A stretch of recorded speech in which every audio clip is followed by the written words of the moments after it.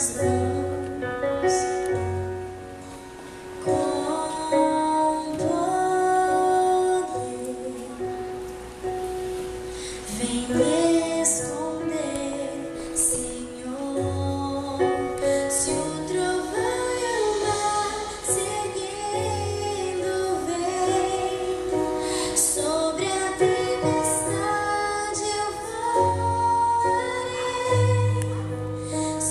as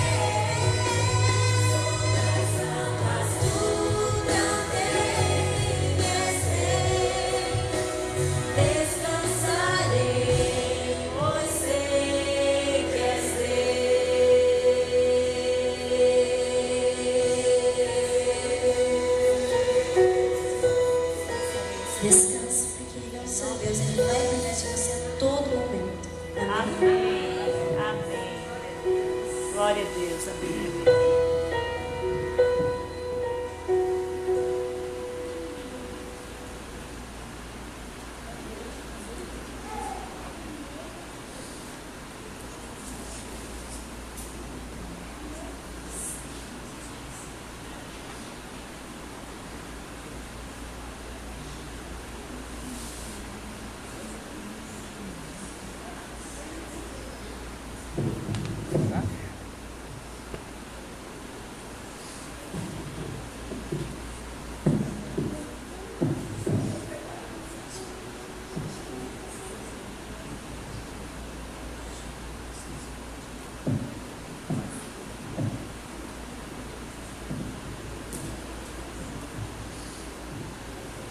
Boa noite. Boa noite. Uma alegria muito grande, queridos irmãos, estarmos aqui. Amém. De modo muito especial, porque a igreja está quase cheia. Glória a Deus. Em vez de falar meio vazia, está quase cheia, né? Eu acredito que o apelo que a comissão fizemos entre nós sobre essa questão, que é uma preocupação com os cultos de quarta-feira, e as orações têm surtido e surtirão efeito. Glória a Deus. O feriado contribuiu, né? Mas o tempo poderia ter contribuído contra, né? A ameaça do tempo, o tempo ameaçador. Todavia você veio, está aqui. Estamos felicíssimos, de modo especial, pelos visitantes, os amigos que nos visitam, né? Sejam todos bem-vindos e se sintam bem em nosso meio. Vocês estão em casa, viu? A casa do Pai. Amém. Melhor lugar do mundo. Amém. Não teria um lugar melhor para estar, com certeza. Acho que você tem consciência disso, né? Que não teria um lugar melhor para você estar neste momento. Nenhum programa, nada melhor. Eu convido vocês a abrirem as suas Bíblias em Marcos, capítulo 5. Vamos tecer algumas considerações. O tempo urge, né? Que nem dizia um amigo meu, o tempo ruge. E então vamos ao que interessa. Marcos, Evangelho do Senhor Jesus Cristo, segundo o relato de Marcos, capítulo 5. Na minha Bíblia está na página 34 do Novo Testamento. Assim isso pode variar, né? Todos acharam? Amém? Amém. Então eu vou ler. São vários versos, do 1 ao 20. Entrementes chegaram a outra margem do mar, à terra dos Gerazenos. Deixa eu pegar aqui. Ao desembarcar, logo veio dos sepulcros ao seu encontro um homem possesso de espírito imundo, o qual vivia nos sepulcros e nem mesmo com cadeias alguém podia prendê-lo, porque, tendo sido muitas vezes preso com grilhões e cadeias, as cadeias foram quebradas por ele, e os grilhões despedaçados, e ninguém podia subjugá-lo. Andava sempre, de noite e de dia, clamando por entre os sepulcros e pelos montes, ferindo-se com pedras. Quando, de longe, viu Jesus, correu e o adorou, exclamando em alta voz: Que tenho eu contigo, Jesus, Filho de Deus Altíssimo? Conjuro-te, por Deus, que não me atormentes. Porque Jesus lhe dissera: Espírito imundo, sai desse homem. E perguntou-lhe: Qual é o teu nome? Respondeu ele: Legião é o meu nome, porque somos muitos. E rogou-lhe encarecidamente que os não mandasse para fora do país. Ora, pastava ali pelo monte uma grande manada de porcos. E os espíritos imundos rogaram a Jesus, dizendo: Manda-nos para os porcos, para que entremos neles. Jesus o permitiu. Então, saindo os espíritos imundos, entraram nos porcos. E a manada, que era cerca de 2.000, precipitou-se despenhadeiro abaixo para dentro do mar, onde se afogaram. Os porqueiros fugiram e o anunciaram na cidade e pelos campos. Então saiu o povo para ver o que sucedera. Indo ter com Jesus, viram o endemoniado, o que tivera legião, assentado, vestido, em perfeito juízo, e temeram. Os que haviam presenciado os fatos contaram-lhes o que acontecera ao endemoniado e acerca dos porcos, e entraram a rogar-lhe que se retirasse da terra deles. Ao entrar Jesus no barco, suplicava-lhe o que fora endemoniado que o deixasse estar com ele. Jesus, porém, não lhe o permitiu, mas ordenou-lhe: vai para a tua casa, para os teus, anuncia-lhes tudo o que o Senhor te fez e como teve compaixão de ti. Então ele foi e começou a proclamar em Decápolis tudo o que Jesus lhe fizera, e todos se admiravam. Amém? Uma breve oração, irmãos. Feche o olho, por favor. Senhor Deus, mais uma vez oramos, Senhor, sabedores que já chegou ao teu trono os pedidos, as preces feitas, mas sentimos a nossa fraqueza diante da grandeza da tua palavra e do senso da imensa necessidade que temos de ouvir a tua voz. Amém. Por isso rogamos neste momento, Senhor, nesta palavra lida, tua palavra aberta, que ela fale ao nosso coração agora, não palavras persuasivas de sabedoria humana, mas as que o Espírito Santo indica, para transformar-nos a vida e vir ao encontro de nossas necessidades. Amém, Senhor. Apesar, a despeito do frágil instrumento, mas por amor a essas almas que aqui estão, por amor do Senhor, e em nome do Senhor eu peço. Amém. Amém, Senhor. Queridos irmãos, o mundo atingiu, já ultrapassou a marca de 7 bilhões de pessoas. 7 bilhões de pessoas, mais 7 bilhões de pessoas. Pessoas de todas as matizes culturais, de todos os tipos de cultura. Pessoas mergulhadas nas selvas, de todas as extensas selvas deste mundo, perdidas em montanhas geladas lá da Ásia, espalhadas nas savanas africanas. Pessoas, como disse um dia Hudson Taylor, lá naquelas regiões vastas, aparentemente desérticas, ele ia subir a fumaça de 1000 vilas e aldeias. Seres humanos espalhados por todo o globo. Agora, o interessante é que Jesus, diante dessa vasta multidão, dessa quase inumerável multidão, massa humana, ele é capaz de distinguir uma pessoa e amar essa pessoa de um modo tão profundo, absoluto, e de forma tão completa, como se fosse só essa pessoa no mundo. E a Bíblia deixa claro que se fosse só essa pessoa no mundo, ele viria para morrer por essa pessoa. Amém. Esse é o amor de Jesus, o amor do nosso Mestre. Uma pessoa para ele é o que importa. E o apóstolo Paulo entendeu isso, quando um dia ele exclamou: Cristo me amou e a si mesmo se entregou por mim. Ele compreendeu essa realidade. Se você perceber, no texto que antecede o que lemos, e eu achei interessante que a irmãzinha cantou sem estarmos combinados, justamente um hino que remete a esse assunto. No texto que antecede, ele retrata Jesus numa terrível tempestade no meio do mar da Galileia. Ali estavam os discípulos, que eram marinheiros, pessoas acostumadas àquela situação, assustados, apavorados, amedrontados, sem já saber o que fazer. O barco parecia que iria sossobrar. Então, quando lembraram, Jesus estava no barco e clamaram a ele, e Jesus, se levantando serenamente, diz um texto inspirado que não mediante o poder inerente dele, ele havia aberto mão desse poder, ele se havia tornado homem, plenamente homem como você e eu, mas em plena dependência do Pai, do poder do Pai, ele repreendeu o mar, repreendeu a fúria dos ventos, os elementos se acalmaram, se aquietaram e fez uma grande bonança.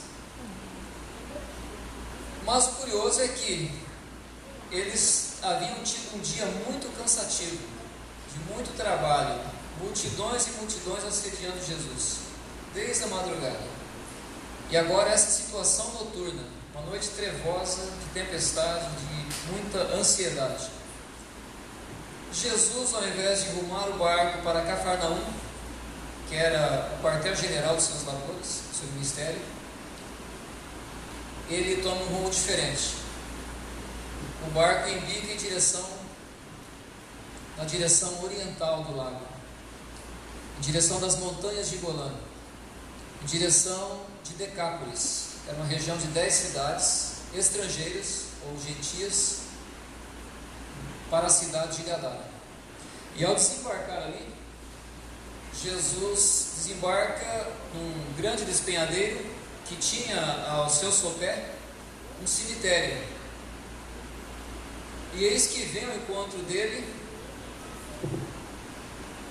esse homem do texto lido. E o que nós entendemos disso aqui? Que naquela noite trevosa, naquela noite difícil após um dia difícil e fatigante, Jesus muda a rota, atravessa 8 quilômetros do mar da Galileia por causa de um homem, por causa de uma pessoa que não o conhecia, estrangeira, desprezada, um homem que não tinha nome, a Bíblia nem menciona o nome, um homem que não tinha dignidade, um homem sem valor para a sociedade, um homem arruinado pelo pecado, um homem arruinado, sucateado pelo diabo, prisioneiro de forças malignas terríveis. Essa era a situação daquele homem. E apesar dessa situação, apesar dessa rejeição que havia em torno desse personagem assustador que nós vimos aqui, rejeitado pela família, desprezado e até mesmo odiado pela sociedade, numa noite terrível, Jesus vem atrás dele. Jesus faz uma viagem especial por causa dele, simplesmente por causa desse homem. Nós temos um relato inspirado que deixa esse plano. Meus queridos, eu não sei o que você sente no seu coração, às vezes já sentiu, às vezes sente, mas Jesus não tem acepção de pessoas. Amém. Ele não tem preferências por branco, negro, rico, pobre, doutorado, iletrado. Ele ama o ser humano. Ele ama a humanidade. Glória a Deus por isso. Com todas as nossas mazelas, com todas as nossas ruínas, e talvez até mesmo mais ainda por causa disso. Ele vem ao nosso encontro, ao encontro do ser humano, para libertá-lo, para transformá-lo, para salvá-lo. Se você percebeu no texto lido, o diabo havia destruído completamente a vida desse homem, a saúde, o equilíbrio mental, a família, tinha roubado a paz dele, a dignidade. Esse homem não tem mais nada, é um escolho à deriva no mar da vida, sem casa, sem roupa, sem paz, sem sossego, andando nu entre os sepulcros no cemitério, ferindo-se com pedras, perturbado, sendo aprisionado, algemado, arrebentando tudo e continuando naquela vida, cheio de fúria, de ira, enfim, uma ameaça para a sociedade, uma ameaça para a família, um páreo humano, um aborto vivo era esse homem. Mas não obstante toda essa destruição, toda essa situação desesperadora, Jesus se importa com ele. Jesus Cristo valoriza ele, faz uma viagem especial para encontrá-lo, libertá-lo, perdoá-lo, curá-lo, salvá-lo. E isso tem um significado para nós essa noite, que Deus não tem lata de lixo. Isso significa para nós, meus queridos, que para Deus não existe vida irrecuperável, não existe caso perdido para Deus. Isso significa para nós que devemos jamais desistir de pessoas que aparentemente parecem um caso perdido. Jamais devemos desistir, desanimar de orar e esperar e crer na conversão, na transformação, na libertação de pessoas que às vezes estão ao nosso lado, e são até boas pessoas, mas são cativos do mal. Para ver o que o diabo fez na vida desse homem, nós vamos ver aqui alguns fatos, e depois veremos o que Jesus fez na vida dele. A primeira coisa que o texto deixa claro é que esse homem estava possuído não por um demônio, mas por uma legião de demônios. É bem verdade que nem toda pessoa possuída tem esse aspecto tenebroso.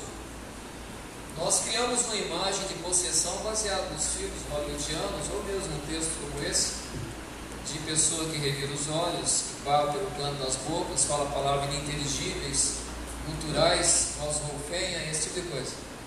Mas não é o caso. Lembre-se de Judas. Judas, em sã consciência, a Bíblia diz que o diabo entrou nele e ele saiu dali sem babar, sem revirar os olhos, sem mudar a voz, e foi vender Jesus por 30 moedas de prata. Portanto, a coisa é bastante séria no contexto do conflito entre o bem e o mal.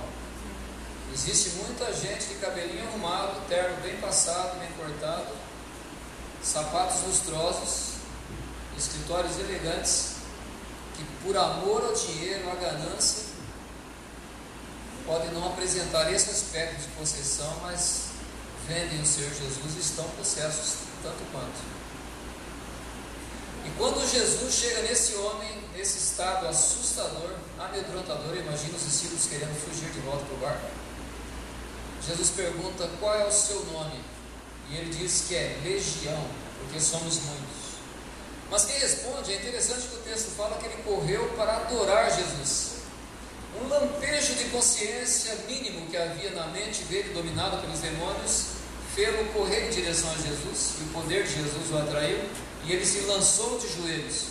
Porém, quando ele foi falar, a emissão não foi dele, foi dos demônios. Vejam o grau de possessão. E eles falaram: Legião somos nós, porque somos muitos. E para entender o grau dessa escravidão, precisamos entender o que é legião. Legião é um termo militar, que designava uma corporação militar romana de 6.000 soldados. Você imagina, uma legião eram 6.000 soldados, era a máquina militar mais poderosa da época, mais temida, e era composta dos mais aguerridos e temíveis soldados, os flecheiros, os lanceiros, os incendiários. Era uma força militar irresistível, que quando entrava numa vila, numa província, numa cidade, arrasava tudo, destruía tudo, matava todos. E esse texto, o que ele quer dizer com isso para nós? Que existem em operação, irmãos, forças malignas, às quais a Bíblia se refere, que são potestades espirituais do mal, até mesmo lugares celestiais, e que não podem ser combatidas pela força humana, pela sabedoria humana, pela persuasão humana, pelo poder humano. Uma força que está destruindo vidas, arruinando famílias, acabando com pessoas, colocando-as na vala do desespero, da escravidão. É o retrato que nós vemos da sociedade hoje. Uma sociedade machucada, ferida, barbarizada, desumanizada por essa força maligna, que só pode ser combatida pelo poder da palavra de Deus. Como diz o apóstolo Paulo, não com palavras de sabedoria ou poder humano, mas com as forças espirituais que estão aqui. A oração, a palavra de Deus, que destrói sofismas, anula sofismas e destrói fortalezas. E esse homem não era dono da sua vida. Vejam que ele não controlava seus próprios atos ou gestos. Vamos ver aqui algumas das ações do inimigo na vida dele. Primeiro, já vimos que ele estava possesso por uma legião. Segundo, notem que nada podia contê-lo. Algemas, cadeias, tudo ele estraçalhava. A força que havia ali era sobre-humana, descomunal. E Em terceiro lugar, o texto nos informa, e se você ler textos paralelos em Mateus ou Lucas, que havia nesse homem um sentimento de ira, de raiva. Nós lemos ali. Cuidado com a ira. Não deixe o sol se pôr sobre sua ira. Às vezes irar-se até é humano, não é normal. É normal, digamos assim, né? Mas não é divino, é humano. Por isso a Bíblia aconselha: não se ponha o sol sobre a vossa ira. A ira é uma característica marcante do diabo. Nós vemos aqui no texto. Ele andava raivoso, irado. E se você observar, não sei se você perceber, não sei se você sente o que eu tenho sentido, os filmes que nós vivemos, eu até lembro, há alguns anos, eu assistindo um filme na casa do meu irmão. Eu sempre gostei muito de filmes. Deus tem me tirado isso de um modo muito notório. Amém. Eu posso ver que tirou. Glória a Deus. Amém. Eu estava assistindo Tropa de Elite. E a minha mãe, zanzando por ali, mãe é mãe, né? Não quer saber se tem 40, 50, é seu menino, né? Ela, filho, esse filme, essa violência, mãe, não tem nada a ver, é só o filme. Mas, queridos, a gente vê tanta violência real nessa vida, acontecendo, recrudescendo, aumentando, que quando você percebe que os jogos infantis estão eivados, carregados de violência cada vez mais, os filmes com uma violência fora do comum, ela extrapola, excede a violência social que nós presenciamos, que não dá para supor outra coisa senão que essa força maligna, violenta, que quer destruir o ser humano, e destruir no ser humano a imagem de Deus, que esse é o ponto, está em ação e operação por trás de tudo isso aí. Em quarto lugar, vemos que esse homem era tomado por um senso de autodestruição. Ele se feria com pedras. O senso mais natural de um ser humano é a preservação da vida. Se alguém pega uma pedra para te atirar, você se esconde, foge, se esquiva. É o senso um dos mais básicos, juntamente com a fome. Porém, esse homem havia perdido o amor próprio, a autoestima, o valor pessoal.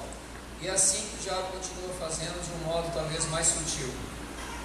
Faz com que as pessoas percam o senso de dignidade, de valor pessoal, e se entreguem ao vício, às drogas, à sexualidade desenfreada, bebedeiras, noitadas.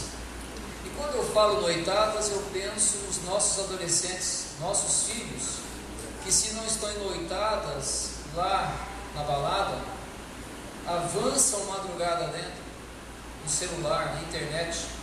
Queira Deus que não navegando em territórios claramente diabólicos, mas o próprio fato de se expor a deshoras, a falta de sono, que ilusoriamente é reposta depois até as 9, 10 do outro dia, é ilusório, vai afetando a mente, preparando um caminho para a ação do mal, uma vez que o terreno do grande conflito é a mente, e precisa de descanso, precisa daquelas horas sagradas ali do repouso, antes da meia-noite, se possível. Em quinto lugar, esse homem está marcado pela impureza. A gente percebe aqui no texto que ele está num território gentil, que segundo os padrões da lei da época era impuro. Ele está entre os mortos, mais um sinal de impureza, e tomado por espíritos imundos. Vejam que essa é uma das obras do mal na vida do ser humano.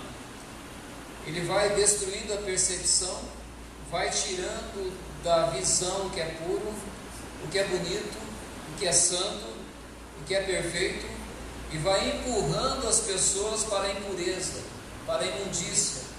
E tudo começa aqui, na mente. No que eu vejo, no que eu penso, e finalmente no que eu faço. E assim vai distorcendo a visão, pervertendo a vida, caricaturizando a ação e deformando a existência.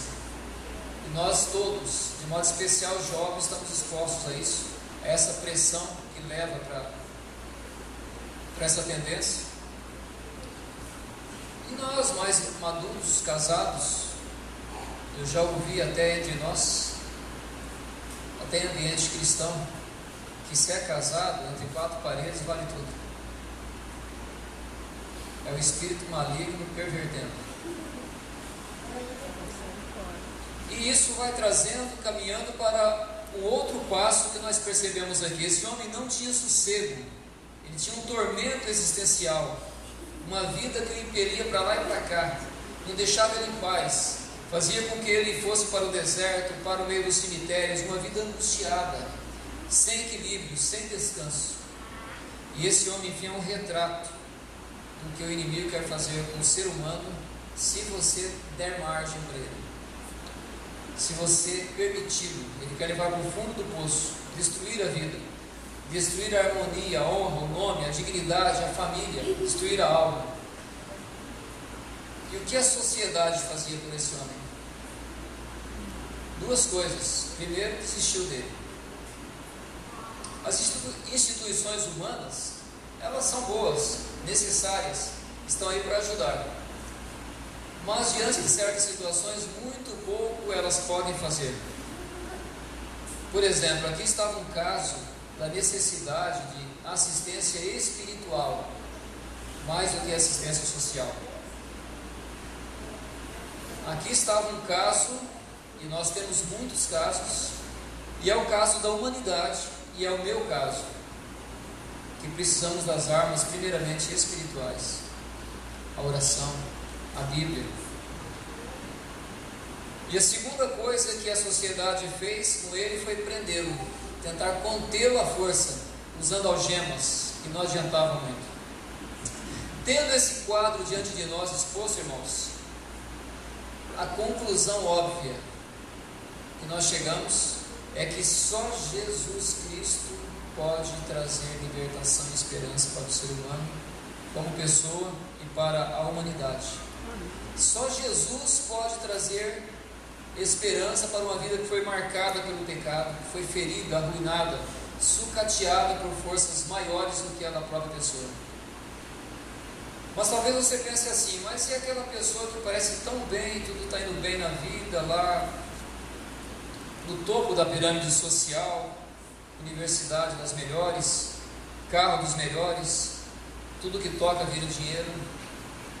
Será que o diabo não está também atrás dessas pessoas? Queridos, toda a humanidade vive num contexto de grande conflito. Eu quero pintar aqui esse quadro inicial que a Bíblia deixa claro para você entender que nós estamos no meio de um campo de batalha e que não há por que se assustar com nada, mas há que sim se assustar com o pecado. E nós assustamos com um monte de coisa e não nos assustamos com o pecado. A gente tem medo de escuro às vezes, tem medo de passar em frente do cemitério à noite, tem medo do ladrão, tem medo de tanta coisa e não tem medo do pecado, que é o que realmente é perigoso, porque separa a alma de Deus e a pessoa fica exposta a esse poder maligno que realmente só Jesus para enfrentar. Mas agora vamos ver o que Jesus fez por esse homem. A primeira coisa foi libertá-lo. Libertou esse homem, quebrou as cadeias, como diz a profecia, rompeu os grilhões de ferro, estraçalhou as portas de bronze, destruiu as prisões que aquele homem estava preso, perdoou o seu pecado e restaurou-lhe a alegria de viver. Ele não tinha paz, não tinha sossego, não tinha mais alegria, não sabia o que era isso, ele era um escravo total. Eu não conheço você, a sua história, mas eu quero dizer o seguinte: não há motivo de tristeza. Amém. Há motivo sim de atenção, há motivo de prudência nesse mundo, mas não de tristeza, porque esse Jesus dessa história, ele está aqui nessa noite. Amém. Ele está aqui para libertar você, para transformar você, para restaurar você, para tirar a mágoa, para tirar o rancor, que é destrutivo e é maligno, a ira, aquele processo de cai, que muitas vezes nos achamos mergulhados por sermos humanos e frágeis, na mesma tendência, no mesmo pecado. Ele está aqui para trazer restauração, poder, perdão, trazer vida para a sua vida.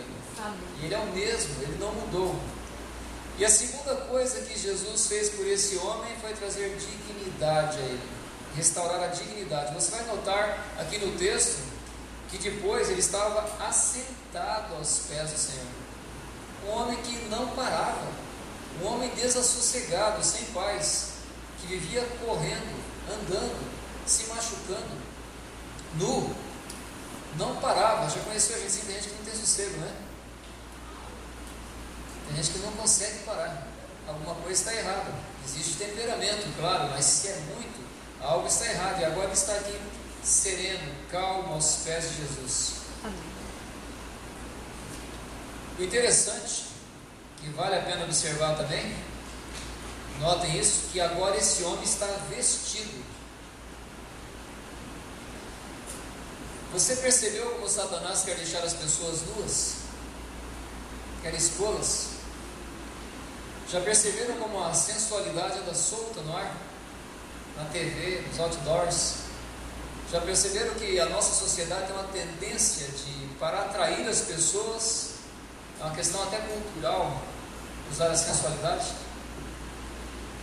E aqueles que têm um encontro com Jesus, como aconteceu com esse homem, eles passam a ter respeito próprio, passam a sentir uma palavra que está em desuso, antiga, não se fala mais, pudor. E eu posso garantir a vocês essa noite que as nossas vestes revelam mais o nosso interior do que cobrem o nosso exterior. É muito comum você dizer: Jesus quer o meu coração. O que manda é o coração. Mas eu garanto a vocês, meus queridos, que as nossas vestes revelam muito mais a nossa alma do que cobre o nosso corpo. E quando você tem um encontro real com Jesus, como aconteceu aqui, você começa a entender que o nosso corpo é templo do Espírito Santo. Que você não pode usar o seu corpo de maneira irresponsável para provocar a sedução, levar o outro ao pecado. Você é cúmplice. Mas você tem a responsabilidade de cuidar do seu corpo com dignidade. E mais do que isso, além de tudo isso, agora o texto aqui informa que esse homem estava em perfeito juízo. Um homem que era louco, totalmente sem o cérebro, totalmente tomado pelo mal. Algo que hoje poderíamos, em nosso século das luzes, mandar ao médico dizendo que ele estava com algum tipo de esquizofrenia, de algum problema psicológico. Mas Jesus vai lá, restaura. Claro que tem que haver um cuidado aqui. No meio religioso em geral por aí, não vou falar nome de igreja, vamos falar um nome genérico, neopentecostal principalmente, a pessoa não pode ter um probleminha emocional que é o diabo. E às vezes até no nosso meio. Uma depressão, tem gente que sofre calado a sua depressão, porque se falar que é porque alguém vai dizer, porque está em pecado, é o diabo. Quando é um problema neuroquímico, muitas vezes. Quando eu morei, em uma certa ocasião, em Tangará da Serra, uma querida irmã que gostava de nos convidar para orar, etc. Um dia chegou na minha casa: irmão Ademir, vamos comigo lá, que a minha vizinha está possuída pelo demônio. Já não é a primeira vez, ela começa a quebrar as coisas, derrubar tudo e jogar prato. Vamos lá para orar por ela, que nesse momento ela está numa situação assim. Eu dei umas tremidinhas nas pernas, falei: não, vamos lá. Orei e fui. Aí cheguei lá, graças a Deus, tinha passado o surto, a mulher estava tranquila, mas com os olhos fundos, pálida, abatida. E eu percebi que o que aquela mulher tinha era um esgotamento físico, nervoso, muito forte, pobre, sem recurso, desnutrida. Aí a gente fez uma oração ali com ela, e eu tinha os produtos naturais na época, eu trabalhava, eu forneci para ela um legredo de cerveja, que é bastante nutritivo, complexo B, etc. E fomos embora, e nunca mais deu o surto na mulher. Amém. Graças a Deus, ela não foi por um desses meios por aí, que o pessoal ia pôr a mão na cabeça dela, ia dar umas agitadas e ia deixar ela mais maluca ainda, né? Mas agora, depois dessa gloriosa libertação, e caminhando para o final da nossa mensagem, Jesus faz o que mais por esse homem? O que ele fez por você, está fazendo e quer fazer. Depois de uma gloriosa libertação, ele dá uma gloriosa missão. Ele envia esse homem para testemunhar a sua família, Amém. aquela região de 10 cidades, do que Jesus havia feito na vida dele. E eu fico encantado aqui com o Evangelho, meus irmãos, sabe por quê? Porque aquela pessoa que talvez hoje te faça chorar, aquela pessoa que talvez hoje no seio de uma família faça a família se ajoelhar chorando e perguntando: Senhor, por quê? Será que vai ter jeito? Será que vai ter solução? Essa pessoa pode ser o milagre que amanhã vai ser a alegria do seu lar, da sua família. Amém. Foi o que aconteceu com esse homem.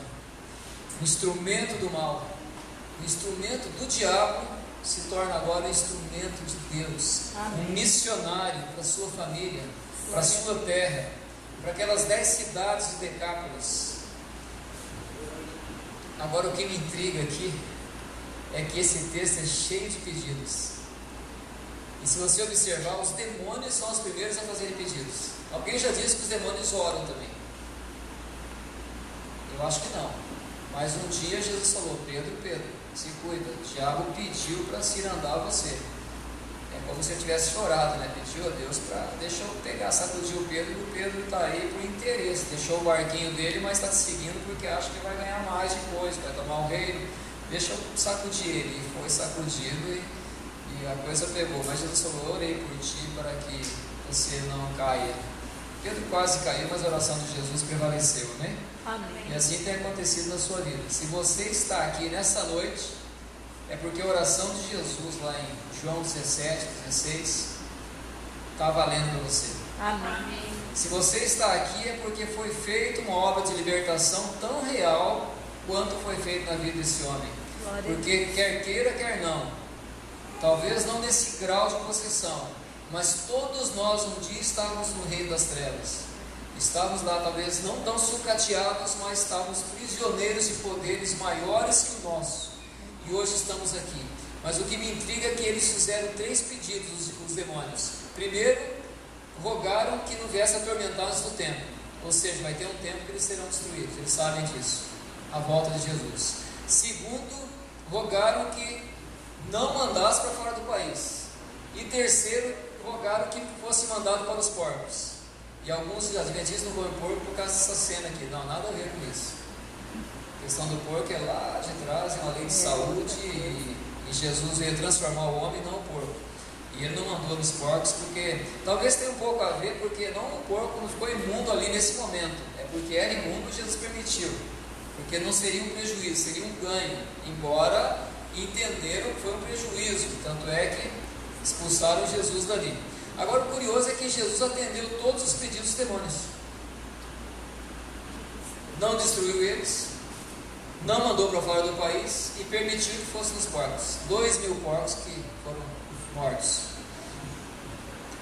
Na sequência, os gadarenos pedem para Jesus se retirar deles, porque deu muito prejuízo. E Jesus não contesta, não argumenta, entra no barquinho e vai embora. Assim é Jesus. Então cuidado você protelar. Jesus agora não. Jesus agora não quer. Eles fizeram isso. Sobre o porquê Jesus atendeu os demônios, em outra ocasião falaremos devido ao tempo. Mas o fato é que é para provar o seguinte: quem está no comando é Ele, não são os demônios. Ele é quem tem a chave da morte e do inferno. Jesus é o todo-poderoso vencedor. E Ele atendeu para provar isso. E o pedido agora do homem transformado, do homem salvo: Senhor, deixa eu ir contigo. Jesus não atendeu. Então, quando Jesus não atender um pedido seu, é porque Ele tem algo maior e melhor para você. Amém. Porque desse homem que era para supostamente ele atender o pedido, ele atendeu todos os outros, e esse ele não atendeu. Sabe por quê? Porque aquele homem tinha algo muito maior para fazer do que ficar ali seguindo Jesus. Já tinha os 12, já ia fazer a obra que Jesus precisava, e ele tinha que fazer uma obra ali, porque Jesus havia sido expulso dali, e agora ele era o missionário enviado ali. Amém. E ele começou a proclamar, diz aqui, em Decápolis, naquelas 10 cidades, o que Jesus tinha feito. E eu termino perguntando a você: você tem consciência do que Jesus fez e tem feito em sua vida? E o que você tem feito em contrapartida? Aqui mostra que o primeiro território é a família. Vai para os seus. E não dê ênfase no que você era, no que o diabo fez na sua vida. Tem gente que gosta, né? Ixi, eu era isso, eu era aquilo, eu era aquele outro. Dê ênfase no que Deus fez na sua vida e como teve misericórdia de ti. Vai para os teus. E depois dos teus, tem Sinop aí. Não precisa nem 10 cidades, uma só. Então que Deus nos abençoe, que nós possamos ter no coração a certeza de que esse mesmo Jesus que poderosamente libertou esse cativo, nos libertou, tem libertado e continuará libertando. Nós temos a certeza também que Ele tem um chamado e dá o poder para isso. Amém. E o poder já está embutido no chamado. Amém. Se você está aqui, é porque você tem poder para estar lá, é fazer o que Jesus pede, que não é dar uma aula de teologia, não é falar das coisas complexas da Bíblia, é falar de como o Senhor cuidou de você até aqui e teve misericórdia de você. Amém. Amém? Glória a Deus. Não está no script, o horário está avançado, mas vamos cantar aqui onde eu abri aqui. Não é nada supersticioso, mas é que abriu no hino 190, por favor, pessoal da música, que fala do maravilhoso olhar de Jesus. Nós encerraremos por esse hino. Seu maravilhoso olhar. Aconteceu com Pedro. Negou Jesus, mas Jesus continuou olhando para ele com o mesmo amor. E esse olhar transformou a vida de Pedro e transforma a minha também. Amém. Coloquemos de pé. Cantemos o hino Seu maravilhoso olhar.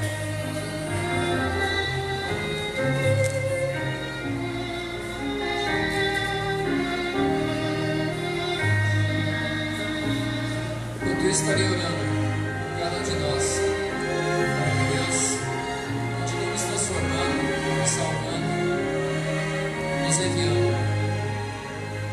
Vivi tão longe do Senhor, assim eu quis andar, até que eu encontrei amor em seu bondoso olhar, seu maravilhoso olhar, seu maravilhoso olhar, transformou meu ser, todo meu viver, seu maravilhoso olhar, seu corpo vi na rude cruz, sofrendo ali por mim. E ouvi a voz do meu Jesus, por ti morri assim. Seu maravilhoso olhar, seu maravilhoso olhar, transformou meu ser, todo meu viver, seu maravilhoso olhar. Em contrição, então voltei à fonte deste amor. Perdão e paz em Cristo achei,